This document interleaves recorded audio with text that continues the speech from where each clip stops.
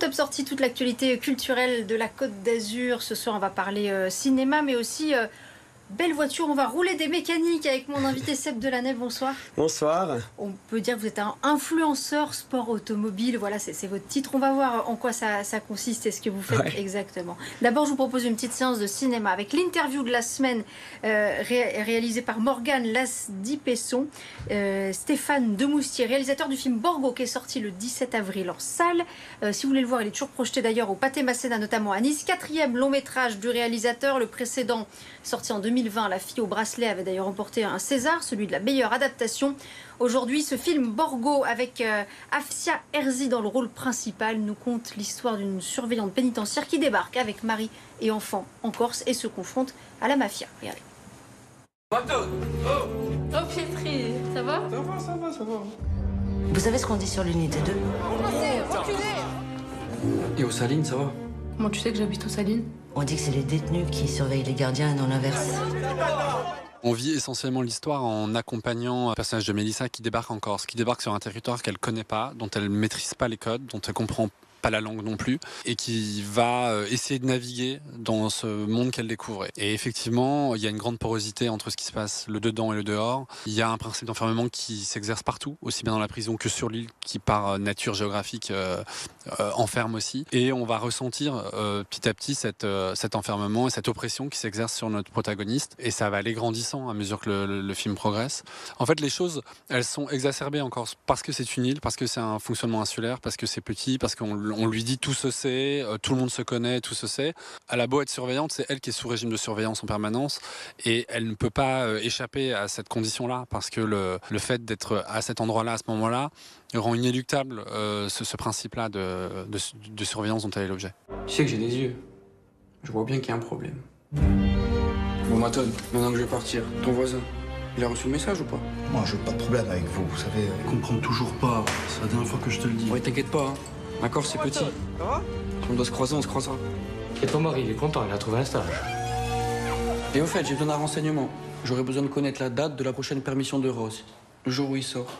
Moi, ce qui me passionne, c'est deux choses dans le cinéma ou dans l'art en général. C'est deux choses, c'est de questionner le monde dans lequel on vit. Et effectivement, d'essayer allez, je le dis à ma mesure, modestement, mais de sonder l'âme humaine, comment elle fonctionne. Et j'aime bien les films qui montrent aussi que les choses sont souvent plus nuancées qu'on peut le penser. Tout n'est pas blanc ou tout noir, il n'y a pas les gentils et les méchants. On fait tout ce qu'on peut. Je donne pas raison aux personnages, mais j'essaie de comprendre leurs raisons à chacun, de quel bord qui se situe. Et ça amène le spectateur à se questionner et aussi à se situer. C'est ça qui m'intéresse.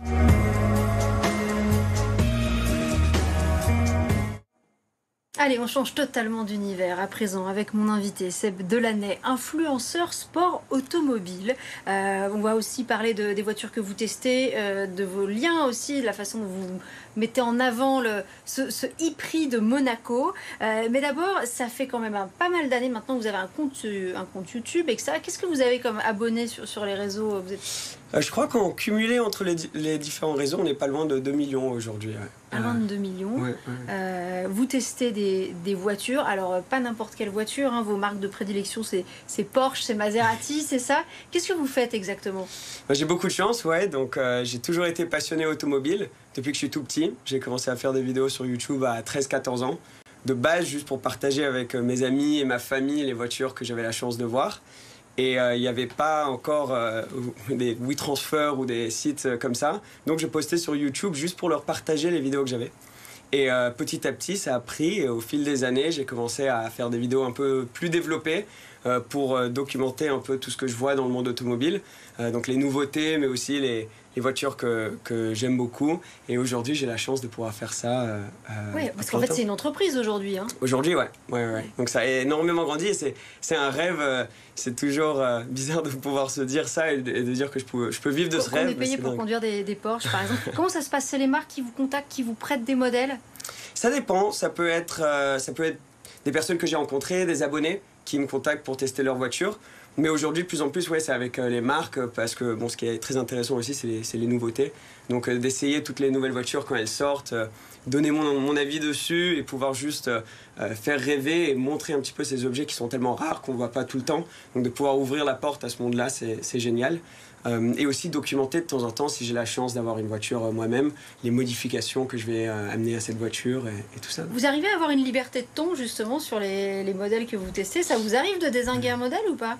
Non, c'est super important. Ça, pour moi, c'est priorité numéro 1, c'est de pouvoir tester les nouveautés, mais de jamais être trop associé avec une marque en particulier et pouvoir vraiment donner mon avis honnête sur les voitures. C'est sûr qu'en général, je teste ou je vais faire des vidéos plus sur les voitures qui m'intéressent, ouais, donc au final, qui me plaisent. Et donc, en général, ça se passe bien à ce niveau-là. Surtout qu'ici, dans les Alpes-Maritimes, on a quelques belles routes. Vous les testez ici, ces voitures? Ça vous arrive? Ouais, la plupart de mes vidéos sont ici. On a, je pense, certaines des plus belles routes du monde. Donc on peut vraiment prendre plaisir avec ces voitures, aussi sur circuit, parce que quand les voitures deviennent de plus en plus puissantes. Donc ce matin, par exemple, j'ai filmé une vidéo sur un circuit. On ne peut pas faire de la vitesse sur les routes. Exact. Ouais. Donc sur circuit, on peut vraiment là tester les limites des voitures. Mais sinon, c'est très intéressant, même juste de montrer d'un point de vue technologique, souvent les avancées qu'il y a dans les voitures, donc à l'intérieur, etc. Où là, on peut faire sur route plus facilement. On n'a pas nécessairement besoin d'un circuit. Alors demain à Monaco, va commencer le e-Prix. Course de Formule 1 électrique. Vous en êtes un peu devenu l'ambassadeur, hein? Ouais, c'est génial. La Formule 1, donc ça fait des années que je travaille avec eux. Le développement qu'ils ont technologique est impressionnant.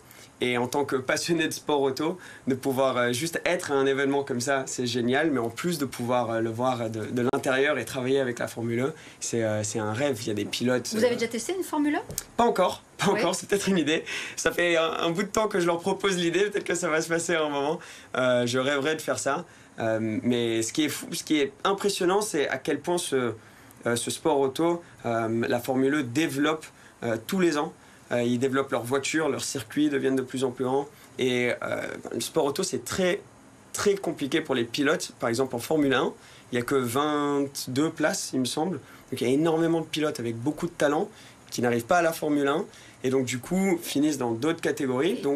Et d'un petit mot, la Formule 1, ça promeut aussi la voiture électrique en général? Oui. C'est un sujet qui vous intéresse? Oui, la voiture électrique, ça nous intéresse tous. C'est un changement super important. Et donc, oui, la technologie qui est développée en Formule 1, l'idée, c'est que ça arrive sur nos voitures de tous les jours, quelques années plus tard. Donc, c'est un super ambassadeur pour ça. Merci, Seb Delaney, d'être venu nous partager votre passion ce soir dans Top Sortie. Merci à vous. Merci. Quant à moi, je vous donne rendez-vous lundi pour Planète Locale, toute autre chose. On sera en pleine nature cette fois. On parlera photographie animalière avec le photographe des loups, Fabien Gérardi.